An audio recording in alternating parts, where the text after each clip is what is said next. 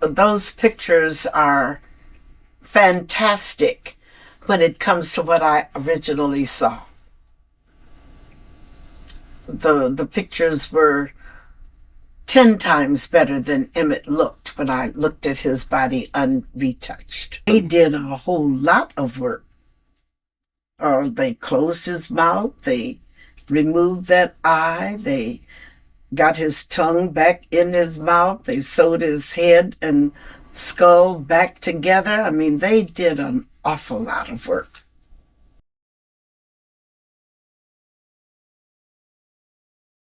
Well, the crowd was so huge at the funeral parlor until I knew that the people could not pass by the funeral and by the body.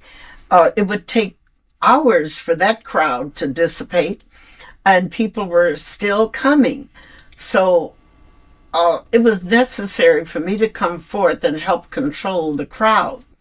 We had quite a few white police officers, and when they would push the crowd back, there would be an angry explosion. There would be swearing and everything. The white policemen were just not welcome.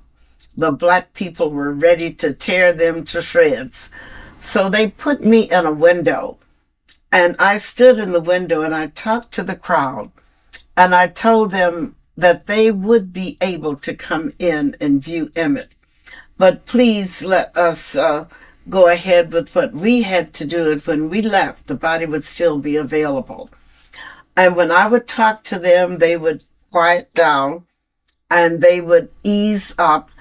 But early Saturday morning, this was Friday evening, early Saturday morning, I received a call from Rayner. And he said, "Oh, would you please tell us where we can relocate the body, because they're going to tear my establishment off of its foundation." And I told him to take the body to 4021 South State Street. That was the mother church of the Churches of God in Christ in Illinois. And Bishop Isaiah Roberts was the pastor. And I don't know. I didn't call him and ask him, could I do this? I just did it. And oddly enough, he accepted the assignment. He put Emmett in the basement, and the people would come in one door. They would pass by the casket. Then they had two ways they could go out. They could go out a side door, or they could go out the way they came in. So the people walked day and night. I got 2 or 3 reports from the procession that was going on there.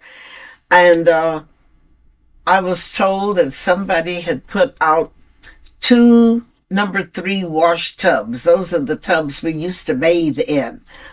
And they were being filled with money. And ever so often they would disappear. Well, they would disappear and they would put out 2 more tubs. And it seems that people were just dropping money like mad. And out of that money, I got enough to take care of the funeral. And I had about $250 left over, which I put in a savings account. Well, I knew that I could not tell people what I had seen. Number one, they wouldn't believe me. But if I had 200 or 300 witnesses, then all of us could testify to what they had done to Emmett. And I thought the world needed to know what was going on in Mississippi. And that was the only way they would know, would be for me to pull the cover off and let them see, let the world see what was going on.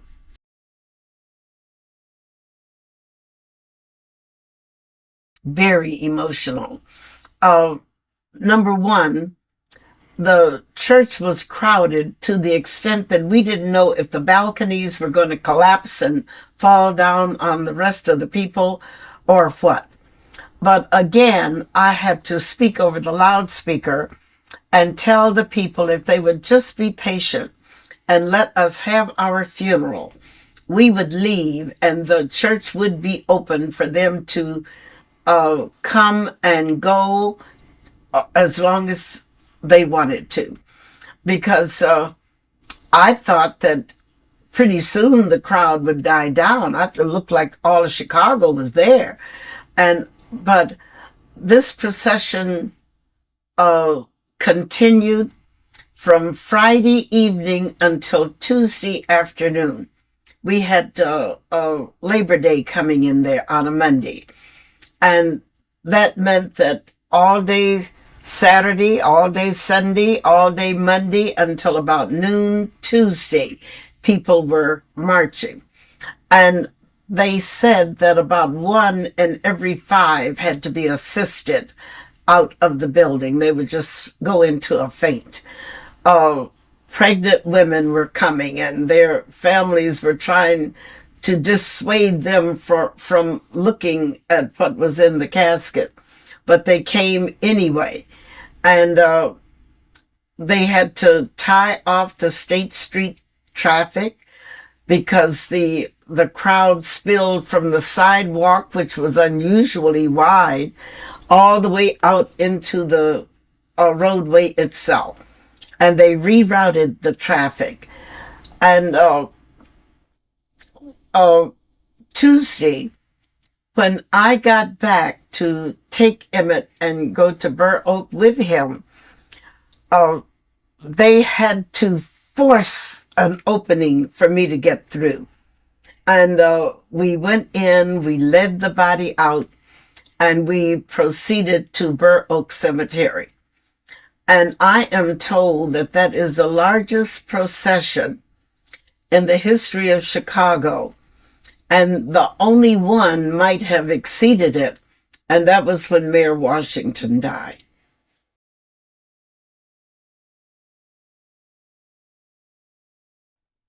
Oh, the people that I have talked to wanted their children to remember what had happened to Emmett Till.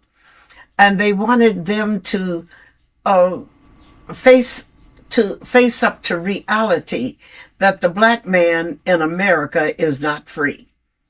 And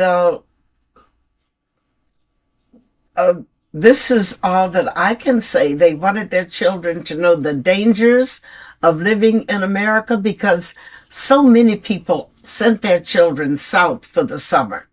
When school was out, the kids would go south. And they wanted them to know that it is very hazardous in the South, so you have to watch your step.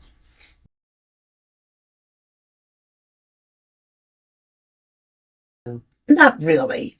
I contributed to the NAACP, and I always gave in the community chest rally that was taken up to divide among the various charities. But my job was my job. I had to raise Emmett, and I had to go to my job. And I never took a day off from work. And I was just in my own personal little groove. And I thought when I took care of Emmett and took care of the job that I had, that was just all I could do.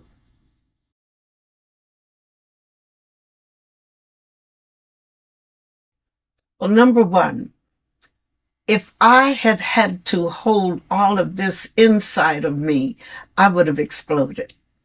I needed to talk about it. I needed to wake people up. It wasn't a job that I could do alone. It was going to take a lot of us working together to change the scenario. And there were so many people who were after me to come and speak. And I was afraid of falling into the hands of the wrong people. I didn't want to get involved with any communist or any disreputable organizations. So I went to New York and I asked Roy Wilkins, the head of the NAACP, to help me to set up my places of speaking for me, because I figured they would know who was legit and who was not.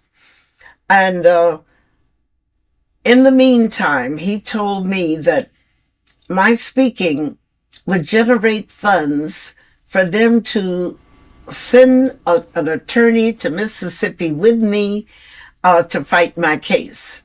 So I was more than willing to talk and gather the money to help this. What I didn't know was that the NAACP was broke following Brown versus the Board of Education. I read later in Jet magazine that in 3 months I had raised $250,000 for them. And that was, oh my God, that was money, money, money. Now it doesn't seem very significant.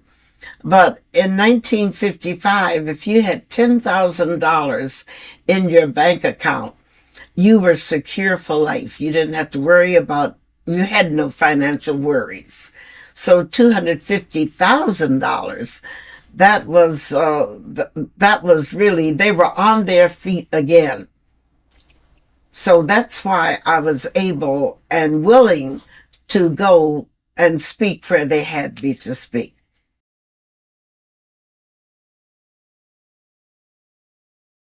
I was elated.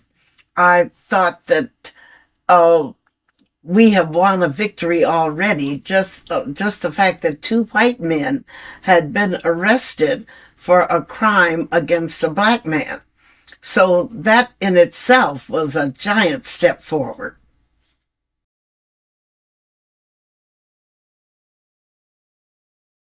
That it was a circus atmosphere. Number one, the temperature was in unbearably hot. In the courtroom, they recorded 118 degrees. And of course, there was no air conditioning.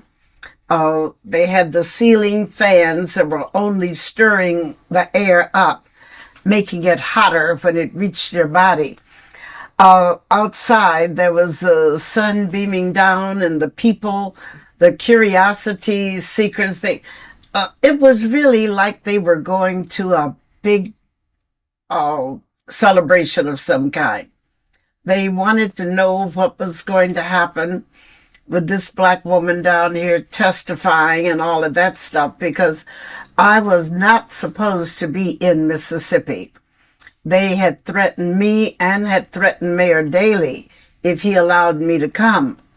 But I had made the decision that I had no choice in the matter. I had to be in Mississippi. I had business there. And it was with this in mind that I went. And when my father said he would go with me, oh my God, I felt like I had the whole world on my side. And then there was Rayfield Moody, my stepfather's nephew. He said, I asked him, would he go? He said, what do you mean, will I go? He said, if you go, I go.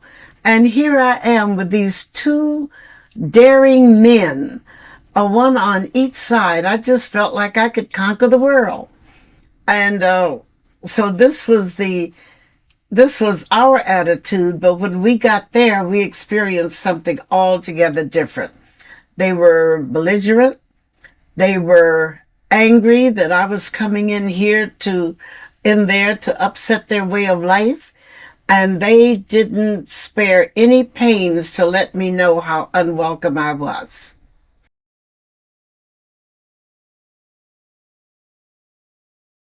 Like dirt. I felt, for the first time in my life, I felt like I was nothing. I was looked at and over. Other people were being served in the courtroom, and I was dying of thirst. And when we would try to get service, they would look at us like we were invisible and turn their heads and go in the other direction. There was nothing we could buy in that courtroom. If we needed to take a rest break, we had to leave the courtroom and go about 2 blocks in the hot sun to a black cafe. And that's where we were able to relieve ourselves. The accused were given free access to the judge's chambers, when they needed to go, they went into the judge's chambers, and that's where they did whatever they had to do and came back.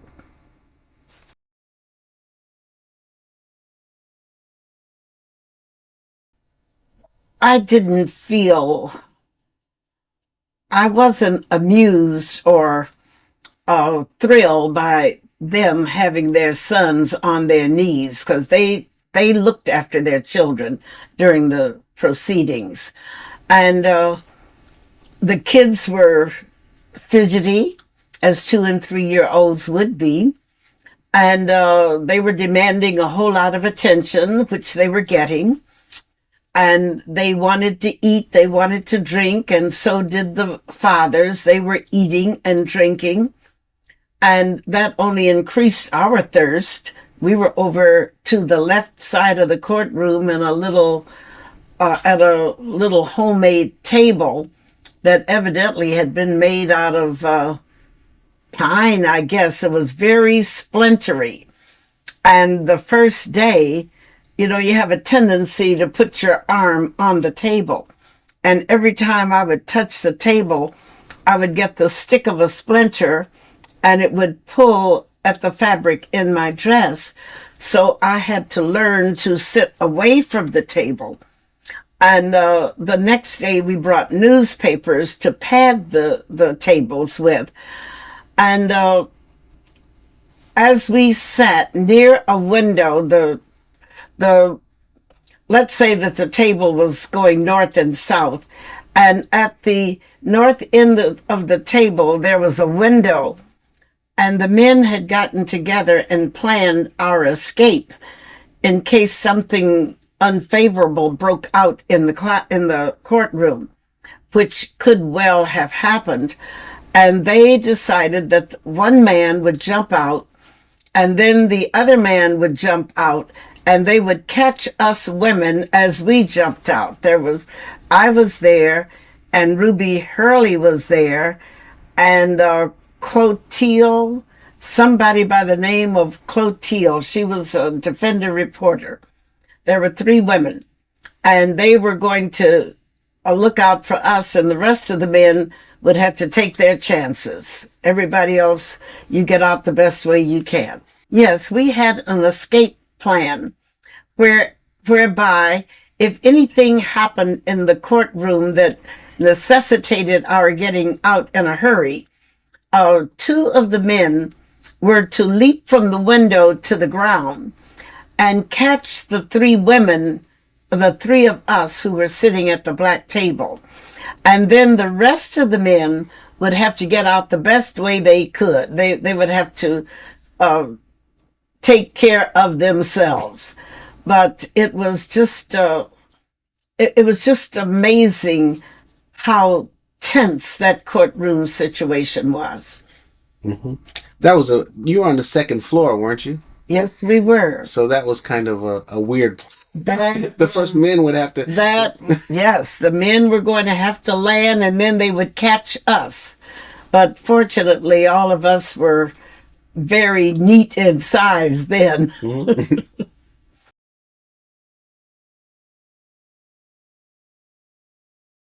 Milam and Bryant were portrayed as loving family men, devoted to their wives and their children. In fact, each of them had 2 sons, ranging in age from 4 to 2. And each of them had a child nestled on his knee.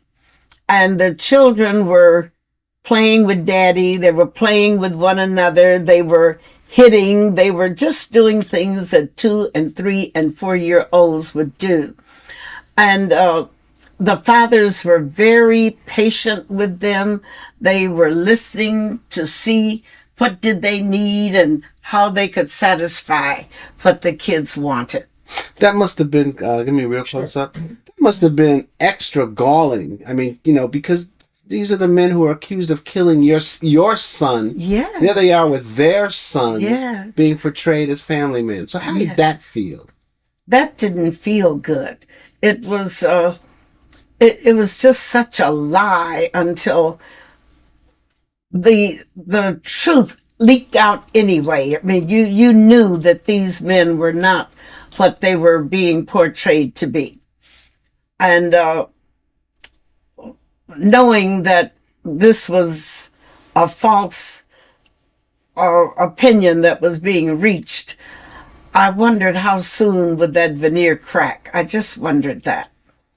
Mm-hmm. But the ironic thing is, they took my one son, but both of them lost their two sons. They never saw them grow up.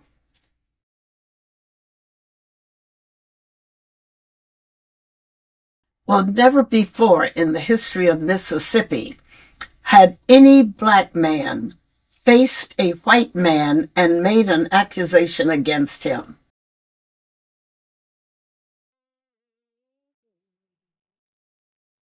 This is Mose Wright.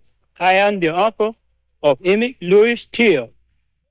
Sunday morning about 2:30, someone called at the door. And I said, "Who is it?" And he said, "This is Mr. Bryant. I want to talk with you and the boy." And when I opened the door, there was a man standing with a pistol in one hand and a flashlight in the other hand.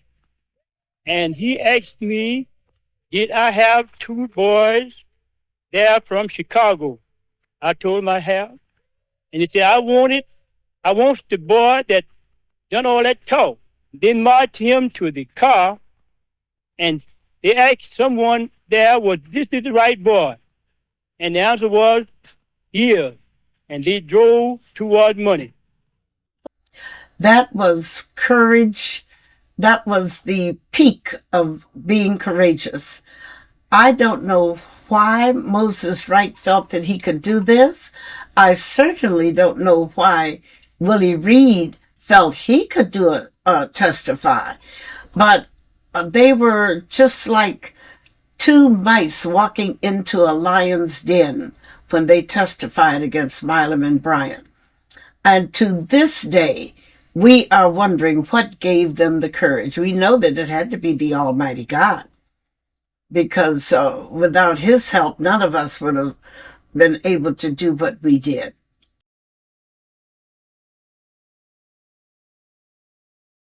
What they wanted out of me was proof positive that that was my child. And they would ask me questions, and they would even skew these questions so that if I said yes or no, there was doubt. I might not can remember a direct example, but they alluded to my collaboration with the NAACP, and they concluded, or they summed up by saying, isn't it true that you and the NAACP got your heads together and you came down here, and with their help you all dug up a body, and you have claimed that body to be your son? Isn't it true that your son is in Detroit, Michigan with his grandfather right now? And his grandfather was there with me. But they just did all kinds of scheming to make me out to be a liar and a troublemaker. And then they talked about Emmett's insurance. I had two policies on him. One was a nickel a week, one was a dime a week. The nickel policy would double and bring me $1,000. The dime policy would double and bring me $2,000. And then they wanted to know, did I have Emmett killed so I could collect double indemnity on his insurance? They did everything they could to drag my character down, to make me look like an uncaring mother, a schemer, and a money grubber.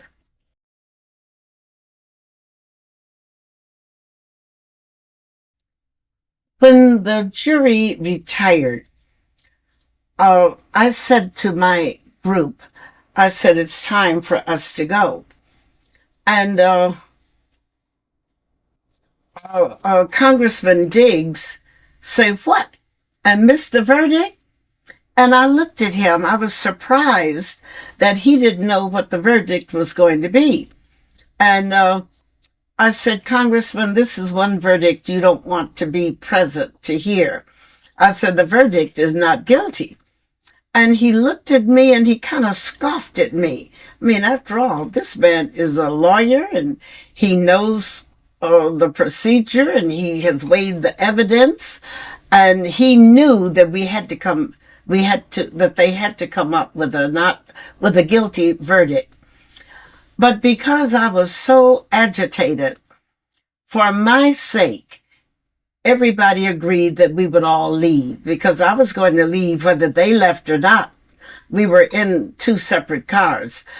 And, but to appease me, everybody left. We were out of town about 45 minutes away, between Sumner and Mount Bio, Mississippi, where we were staying. And the verdict came in not guilty. And the town erupted. I mean, the screaming, you could hear guns firing. I mean, it was almost like a 4th of July celebration. Or it was almost as if the White Sox had won the pennant in the city of Chicago. It was just, it was a mess. We were very, very happy that we were 45 minutes away from Sumner, because with that verdict came the additional permission. Well, it was really, they gave the okay sign for whites to do in on blacks. And I had seen the black people, as the jury retired, the black people who were standing around the walls began to ease out of the door. And I knew that there was significance to their moving out of the courtroom. And that's when I took my cue that we should leave. But it was open season on blacks. And I think the blacks there knew that the farther they were away from town, the better off they would be. So this, then we heard reports from the jury foreman, and his comment was, "It wouldn't have taken us that long, but they told us to make it look good." So we drank soda water and beer and swapped a few jokes. And then we came in with our verdict that took them 1 hour and 7 minutes to find the culprits not guilty.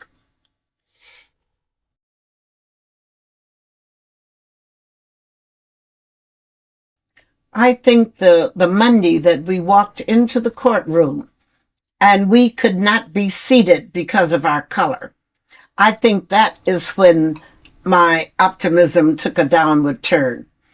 And as the trial proceeded, and as I watched the antics of the men, their wives, children, and mother, and compared that with the treatment we were getting, I knew then that we didn't have a chance.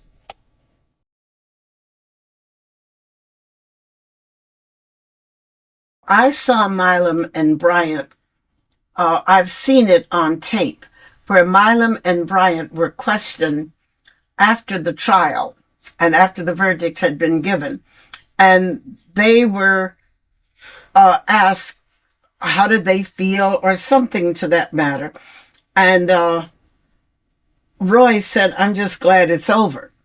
And when they asked Milam, he repeated what Bryant had said. They were very careful not to give additional information.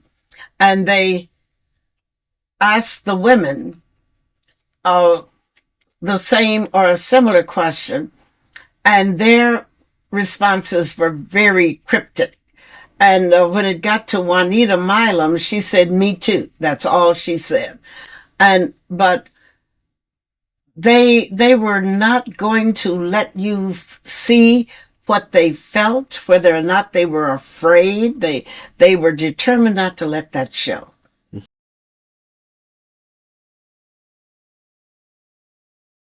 After the trial, even though they had been found not guilty, there was still hope had not died, because they had to answer to the kidnapping trial, and they had already admitted that they kidnapped Emmett and that they took Emmett from my uncle's house.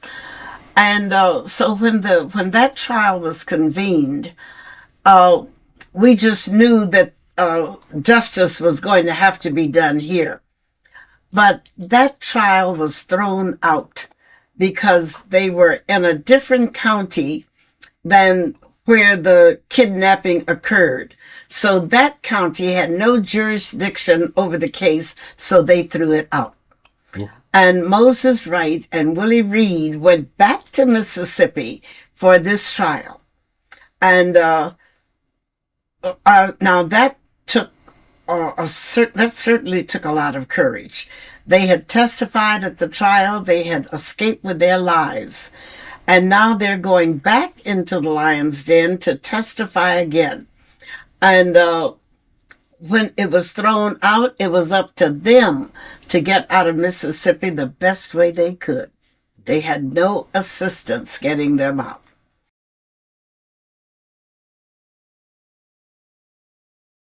Oh, yes. I mean, Eisenhower was in office, and the whole nation had kind of turned to Eisenhower because they thought he was a fair man. And blacks who had never voted Republican before turned to Eisenhower, helped to vote him in. But when I appealed to the president ended up going, he had a heart attack. He never responded to my telegram. And the next headline I read was, they named the hospital he was in. And that was the only response we had from the president, was a heart attack, and everybody was concerned about his well-being. And no one was concerned about his giving a hand to help out with the Emmett Till case. No relief whatsoever. I also appealed to J. Edgar Hoover, and he finally responded by saying they had researched the case in its entirety, and no federal rules had been violated. And therefore, the federal government there was no way they could enter the case.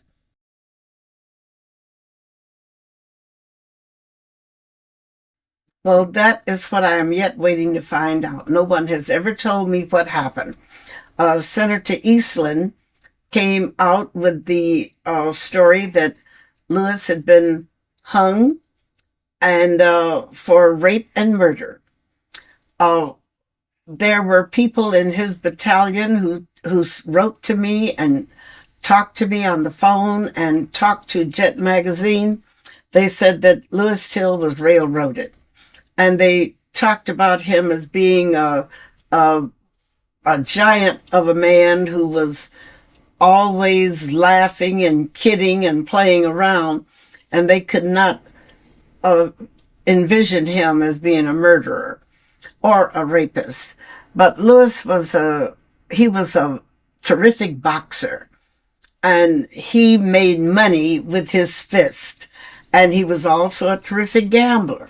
He lost money with his gambling. That's one of the things that separated us, his not getting home on Friday with money to live on until the next Friday. And Lewis not only was good as a boxer, but he would send me V-mail envelopes with checks in them. I would get 3 and 4 a month at $100 a piece. And can you imagine what $300 or $400 a month meant? When the top wage my stepfather was making was between $24 and $26 a week if he worked overtime.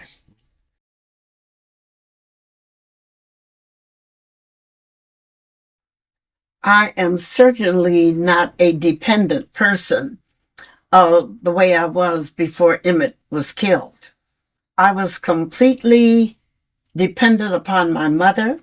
I looked to her for guidance, to bear my burdens or whatever had to be done. And then all of a sudden, I realized that I could no longer depend on Mama. It was up to me. And it has made a stronger person out of me. I have been able to look beyond my needs and see the needs of others. And I think I've been quite a force in working towards those needs and building boys and girls up in their weak spots. I believe that the whole United States is mourning with me. And if the death of my son can mean something to the other unfortunate people all over the world, then for him to have died a hero would mean more to me than for him just to have died.